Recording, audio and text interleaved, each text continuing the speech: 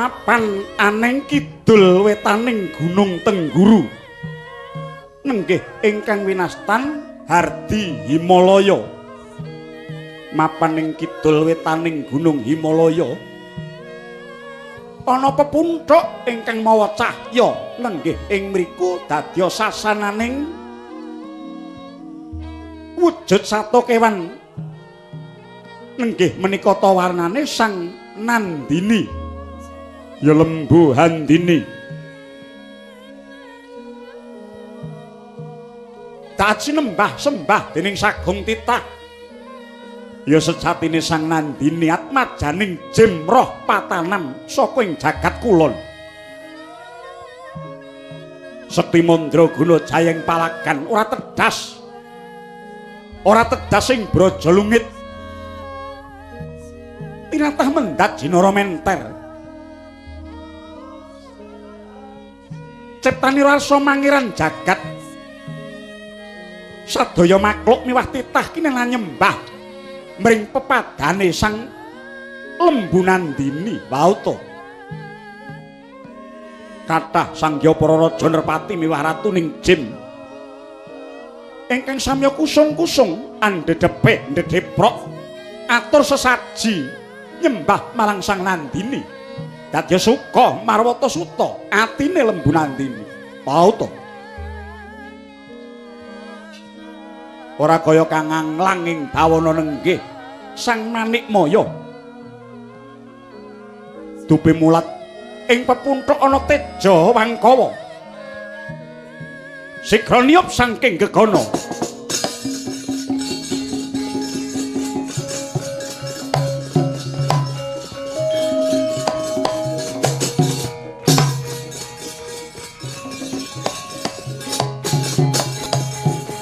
Dewa Sugata marang sureng prang ngudani arum-arum ngendanu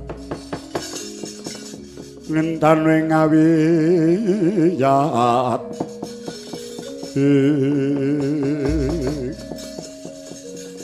Wong wilahing Mastuna Sidam sekaring bawana langgeng ulun waspadakake saka ing dirgantara iki ana wujuding kewan sapi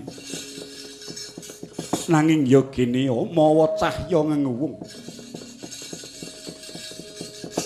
yen bisa tata jalma mara gage kowe ngaku ladal ya yen kowe takon marang aku Nandini ya lembu Handini kowe sapa ulun Bathara Manikmaya Nandini ya gene kowe mapan ana kene lan semune kowe sinuyudan dening para raja nganti gawok ngungun atiku mara gage kowe ngakura kowe tutura lembu Nandini Manikmaya ngerti ya sejatine pangeraning jagat kuwi aku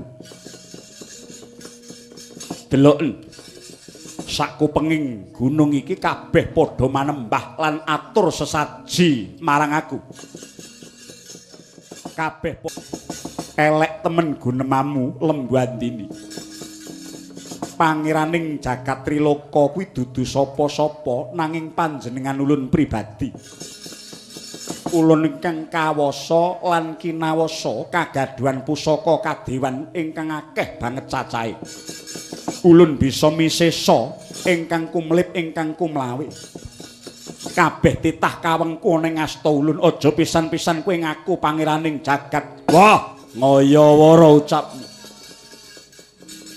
apa mripat ora melek delengen sak kupengku kabeh padha ngestu padha Manikmaya kowe mapan ana pangarepku ora gelem nyembah marang aku aja takon dosa weladata dudu karepe dhewe aja mbok kira aku ora duwe wisesa tumrap kowe Nandini tampan ana pidana ulun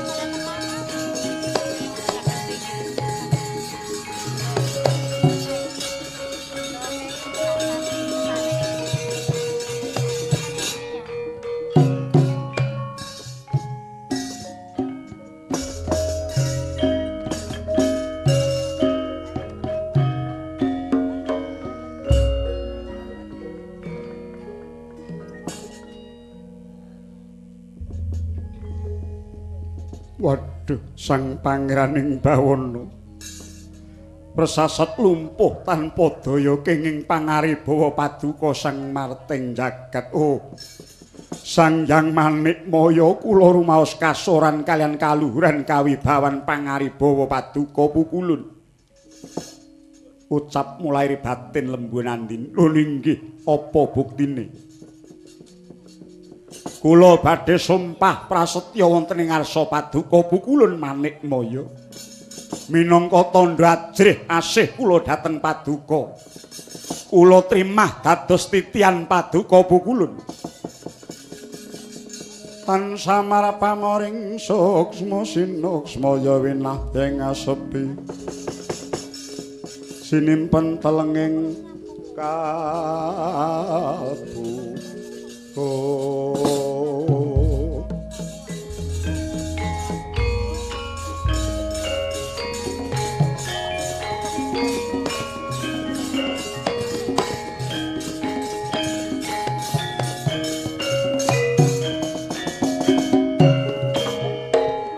Wilahing Mas Tuna Sidam Sekaring Bawana langgeng. Sapinandini kula wonten pangandika ing ngadhawuh. Ya to. Ulun trima banget. Dene jeneng sira wis asrah bungkukan lair tumusing batin minangka tandha wedi asihmu marang panjenengan ulun trima dadi titian ulun. Sawega ing diri samapta ing gati lembu nandini ulun bakal nitih ana ing gegerira. Monggo kula dherekaken Bu Ulun.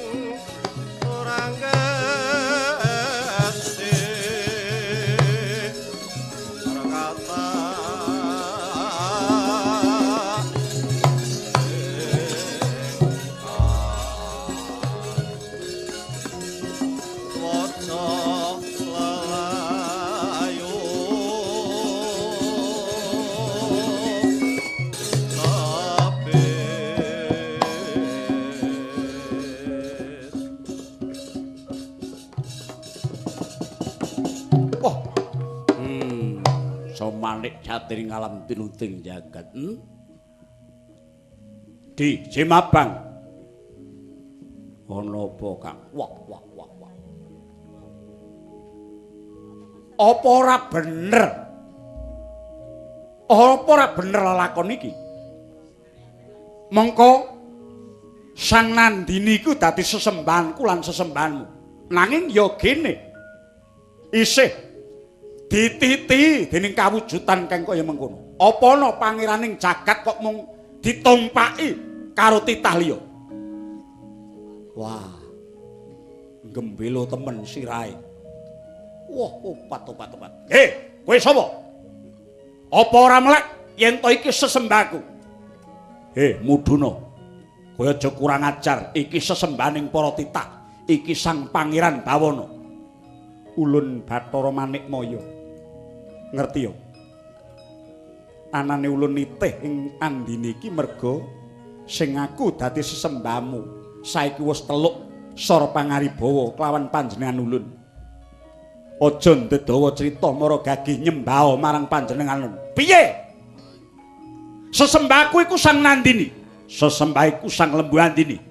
Aku ora sudi nyembah karo kowe. Kowe kuwi sapa? Kowe wong neka tanpa dawa sengkan tanpa sangan. Aja ngrusak tataning panembah. Iki Sang Pangeran Jagat. Ora gelem nyembah aja takon dosa. Ketaman daya Pangaribawa lebur kuandam.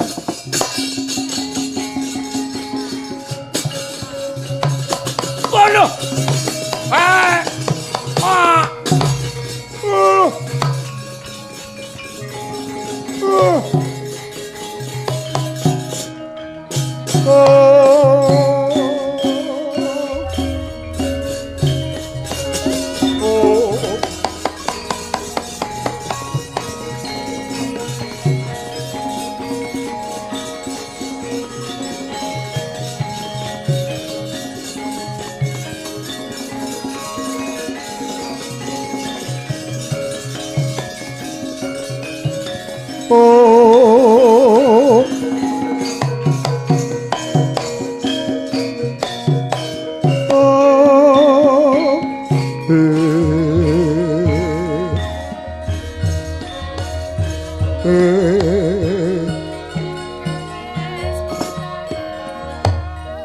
Waduh Wukulun. Nyata paduka ingkang kagungan Pangaribawa linangkung Wukulun. Wukulun kula nderek paduka Wukulun Sang Hyang Manikmaya. Iya. Yen sira lair tumusing batin ratuning jim, sira bakal ulun aku dadi kawula ulun. Ngaturaken panuwun Wukulun. Mara gagih reksanen kabeh jagating jin supaya aja nganti ana kang marengkang saka panguwasa ulun. Kabeh kudu manut ing sakreh perintah ulun. Nggih, ngestaken dawuh kula nyuwun pangestu Wukulun.